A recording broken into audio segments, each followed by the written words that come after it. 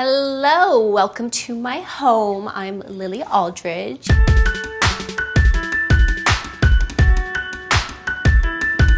This is my living room. I want you to come, I want you to have a cup of tea with me, get cozy, feel like you're at home, maybe a glass of wine in here. When I was describing what I wanted for the house, it was like cozy English countryside meets Morocco. My books are color coordinated up here. My daughter loves coming over here and she'll like pick a book and then she'll come sit in her seat. It's kind of like just a kind of little magical touch in this room that I love. This is our TV room. This is where we hang, we watch The Predators, a nice little cozy nook. I'm usually on that side of the room, but it looks gorgeous just for, you know, this moment. This is my kitchen. When I walked into the first time and saw the kitchen tiling, it took my breath away. And I absolutely love that the hood is the same tile as the walls, and then these open cabinets of marble. And this is usually where I hang the mistletoe at Christmas. So lots of smooches happen right here.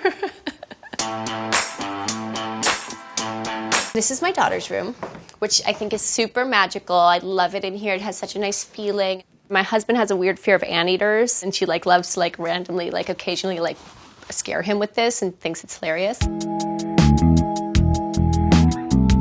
Ta-da! This is, what do people say on, no, I won't say it, it's too, I'm not gonna say it.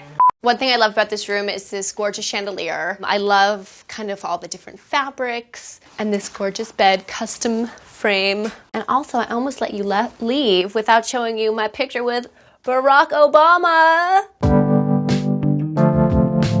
This is my bathroom. Carpet leading up to this kind of bear claw bathtub. This has always been my dream bathtub. I just love this style of bathtub. And then this is my little vanity where you have like your beauty products on display and all of like kind of my favorite products that I use every day out. And then everything else is just a mess in the drawers.